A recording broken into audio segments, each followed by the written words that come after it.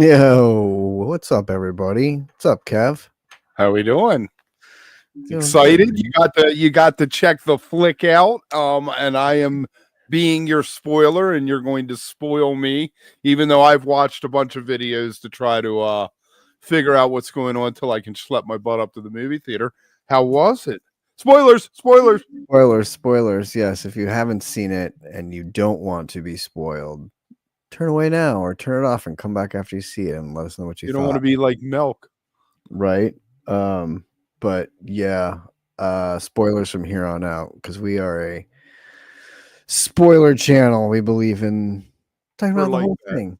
We like that. So, yeah, let's get into it. It was I don't know if going into it, if you've read the reviews or seen anything or know what you're getting into, but it really is top notch. Top notch. I think I don't think there's been a comic book movie with more meaningful plot development and like character build up, I think, than since like Nolan did the Dark Knight trilogy, when you've like fully got invested and like did the whole thing. Cause like it's not your typical comic book movie, it's not your typical storyline. It gets a little deep. Even the bad guy, like Sentry slash the Void, deals with like really heavy, like mental illness, like type deep. I saw somebody call it the mental health Avengers. Yeah, very. It feels. It could feel like a therapy session, and all of them kind of have these issues. It's funny because they do a lot of like bringing it to like buddy, bring it together, like very A-teamy, which is great. It's really fun, but there's a lot of that sort of like, I have these problems and I have these problems and we got to work together, but we don't like working together and let's work together.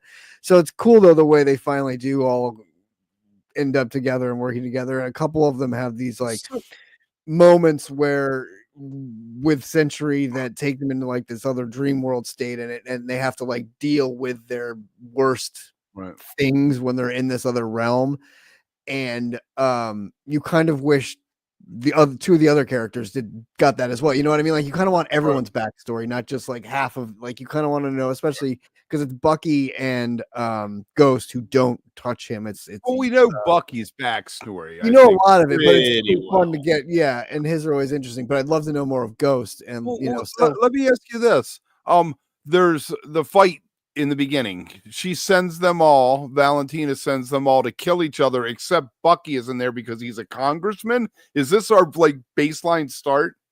Yeah, it's very funny that he's kind of like the fish out of water doing that, so like he's unhappy being the suit and like dealing with the legislative bullshit and like the red tape, and they're trying to bring down Julia Louis-Dreyfus's character, and she's wiggling out of it and proving that like even though she's guilty, it's hard to prove it. And so he's is she blamed for John Walker? He is, well, yes, because she uses all of them as mercenaries in it. So I think probably she is. And so, yeah, that's the whole, they all come together. And big spoiler here. So, yes, like Taskmaster is the only one that gets eliminated. Like, so they're all sent to kill each other. And Ghost is sent to kill Taskmaster. And they have a pretty cool fight where they're all kind of like fighting. And Yelena kind of figures it out. And then they're fighting. And then Ghost kind of violently, especially for the MCU, pops Taskmaster like right in the head, like close range bullet. It's kind of, you're like, whoa, okay, damn. So she doesn't make it. They spent all that time in Black Widow. Like they developed her a little bit in Black, not all that time, but you felt sympathetic to her toward the end of the Black Widow movie. Yeah. So, and it's a great character. That makes me sad. That's a really compelling character in it, and her ability is so unique. I know, and it sucks that like you got nothing out of it, and that she was the expendable one. So, But then they all figure it out, and like while they're fighting, they open whatever the tank or whatever that Bob is in, and has no recollection of what he is or who he is or how he got there, and then he doesn't know how to do anything. He doesn't realize he has his powers yet or anything, and they don't know who he is. So Yelena did stumble upon some like paperwork, and she steals that kind of explains who he is, not before they even ran into him. Right. And then they're gonna incinerate the place. Ghost gets them out, and then they have a big fight to get out. And at that point, Bob sort of starts to realize his powers, and for the first time, like he sacrifices himself for them because they sort of really helped him get out. When he dies, he doesn't die. He like flies up in the air, comes back down, explodes, and then they're crashes in the ground, and then they're like, "What the fuck?" So they take take him away to study it, and that's when Valentina really like puts her claws in him to convince him that he's this thing, and then the other ones try to escape. Bucky shows up. Bucky arrests them, thinking they're guilty of like working with her. It's not until her assistant calls him and kind of gives him the whatever that he realizes, oh, everyone's in on it, and that's kind of when the team forms. They're still not quite sold on it, but so are they working for her or not? No, they're not. They're working. They're all trying to get to her to kill her. They're working for her at the beginning, but then she tries to in the Avengers Tower. They all meet in the Avengers Tower, the former Avengers Tower. That's where she is. That she's taken over. That's her office area. So they go there. I would love for that to end up in as an Oscorp building. Right. Well, it's funny because at the very end, so we'll get there. So they show up there. They have a fight with Bob, who now has powers and realizes who he is. They did put like the kill switch in him. Valentina hypes him up to be a god. So he's like, I am a god. Like, I don't need you. And he's got her in a chokehold. Her assistant hits the flip switch, kills Bob. Bob comes back as the Void. The Void starts eliminating people. Yelena walks into the Void and confronts her like bad things. They go in to save her. Right. They find Bob in a room. That's where it's like you have this whole like inside your head and like the Void. It's very deep. It's very. Is Sentry the bad guy? Is Void the bad guy? Because Void seems like one of the most powerful beings in the whole Marvel universe, and this group doesn't seem like they have the combined superpowers. They're just really skilled, a lot of them. They don't have, and that's what's interesting in it too, is like it's all fights, right? Like they're all fighting powers. None of them, they're just all a little bit stronger and more enhanced than anything. They don't have really anything other than that. So there's a lot of like, the fight scenes are, which is fun. More street level, more like a Daredevil, Jessica Jones, and it mixes sort of this deep emotional character development and plot development with also some well-timed comedy between the group, and then also that balance of action that is thrown in there. Is Red Guardian, I feel like he's going to be the comedic relief. Yeah, and he has some funny moments with Bucky, like him and Bucky are sort of together, and it's sort of that buddy. Like Bucky plays so well, like when he was on the Falcon and Winter Soldier show.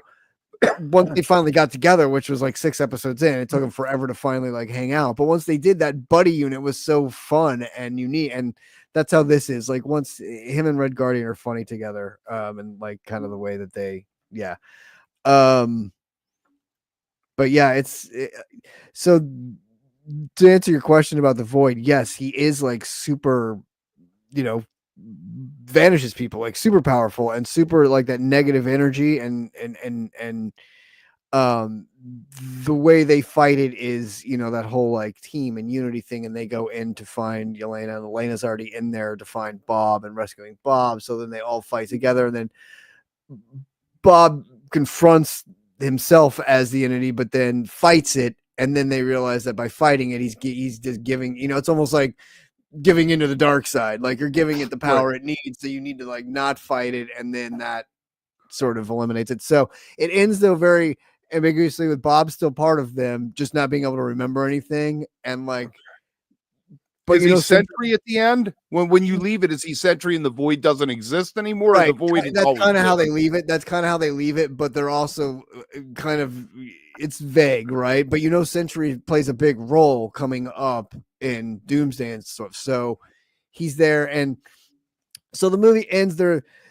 It's kind of, you know, and again, way like Avengers, and like New York's kind of devastated where they've been fighting on the street and stuff, and they're gonna go finally get Valentina, and she kind of ducks behind. It's pretty funny. She ducks behind this wall and comes out the other side, and the press is all there, and then they all walk through to the surprise of the press, and she's like, "Let me introduce you to the new Avengers," and that's kind of how they get introduced, and they're like, "What?" So she kind of like takes them by surprise, and it's her way of getting out of, again, Right.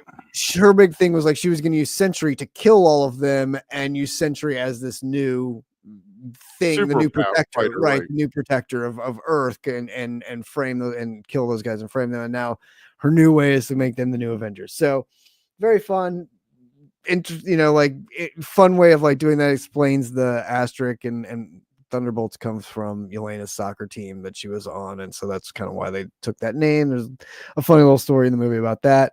But then you get the first post-credit scene, which is funny, of Red Guardian at a grocery store with a lady in the cereal aisle, and he recommends her buying Wheaties that they're all on the cover of, because he had mentioned before that he wanted to be a hero again and get on the cover of Wheaties. She takes the box and then kind of leaves it in the aisle as she like walks away.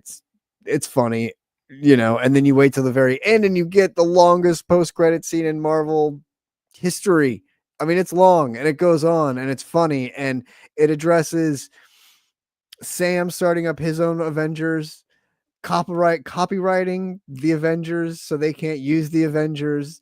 You know, them being like, how can he do this? The government calls us the new Avengers, and doesn't Sam work for the government? So it's a very funny little back and forth. And they even asked Bucky, they're like, didn't you talk to him? He's like, I did talk to him. It didn't go well. So there's obviously a rift between him and Bucky. And that's just the first part of it. Then there's a little comedic break even in that one with Red Guardian, who wears a tracksuit that says Avengers with a Z on it. And he's like, it's not copywritten, so we can call ourselves Avengers. And it's got like sponsors on it. I saw the Heineken. Right. So do you think that as we get into Doomsday and Secret Wars, that the new Avengers Thunderbolts is going to be on the opposite side of the other new Avengers, like fighting each other like a Civil War situation, or are they all going to kumbaya and come together? I would hope it's not fighting, you know, like, because we've already done Civil War, so we'll have to figure out what the common maybe it's, you know, whatever it is that brings everyone saving together. Earth. You're going to come together to save your planet, you know. Right. But I think that there's going to be one group that wants to try to save both, and another group that's like, screw it, let's destroy the other one and save ourselves, right? Well, and that may be so the very next thing on there, which I'm glad you bring up because we'll talk about this, is sort of the ending as part of it. After the little comedic part, you get Yelena making a comment about the incident in space still is happening or needs to be cleared up, or there's not, you know, whatever. And John Walker makes a comment, space, we have enough space in the tower, and she's like, outer space. And I think that refers to the end of the Marvels movie where there's that riff in the thing, and she goes to Earth. Right. 1-0-0-5 trying to patch or whatever, it, right, with the X-Men. So I think that has to do with that. But then there's a thing on their PA that comes on and says, you know, interdimensional spacecraft entering the atmosphere or whatever, and they put it on screen. It's the long cylinder one, it flips over, it's got the 4 logo on it, so it's the Fantastic Four. You're not sure if it's like them escaping or what, but to your point, if it's them leaving their Earth that got destroyed at the end of the Fantastic Four movie, which is an interesting spoiler to give away already, so I don't know if it could be that. But then you have that whole concept, Kevin, that you just mentioned about fighting for Earth or saying screw Earth and whatever, and then right. Well, no. I was thinking about the Fantastic Four and giving a lot away with that, but maybe they're, you know, they're trying to get the big push on it. They've got, you know, maybe they didn't know how well this movie would do, but they knew if they put that at the end, that it would create the buzz that people would go see the movie.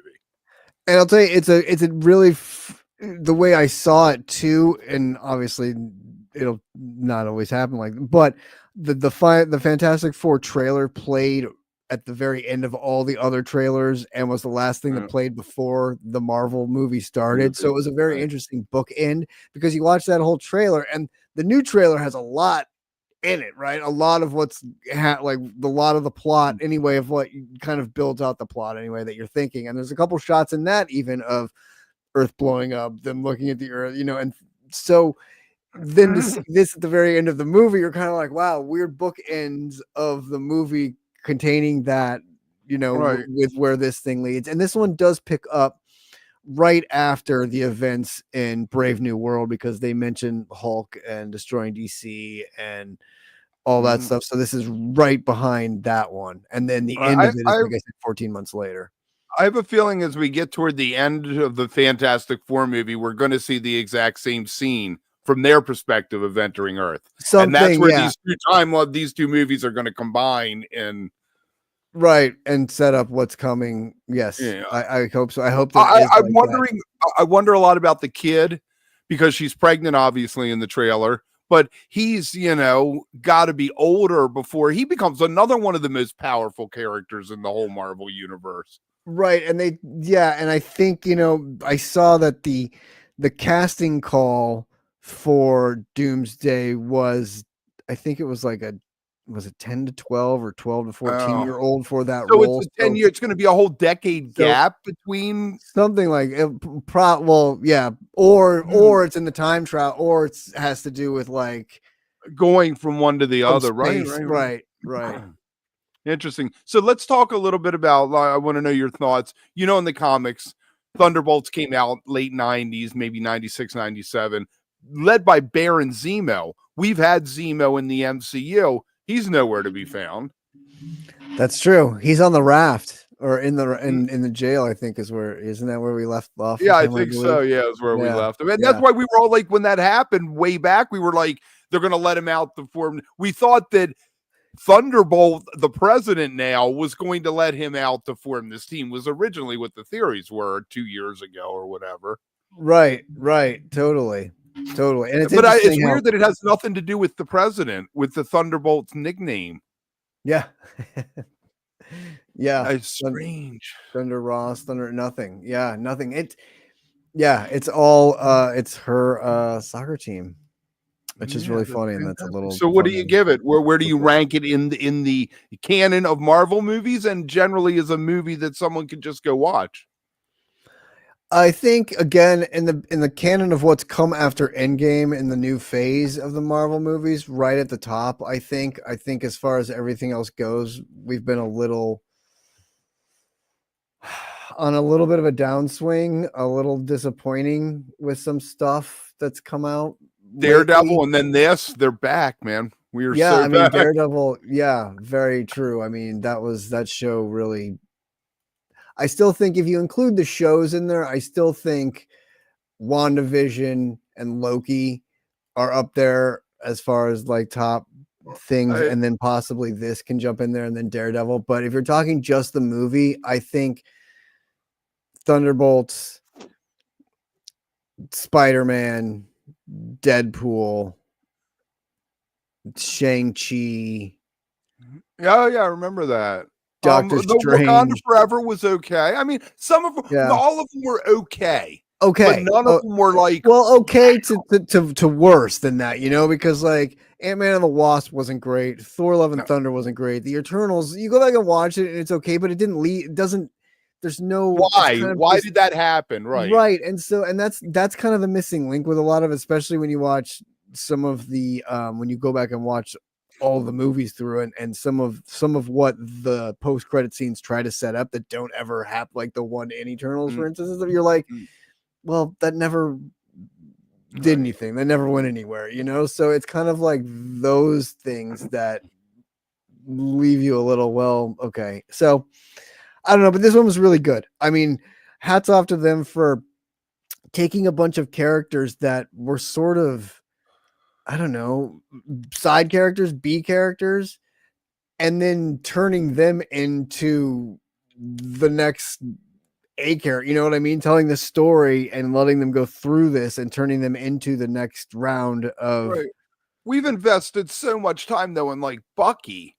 My God, we invested so much time in Bucky over the years, and he's still around, right? And the whole Black.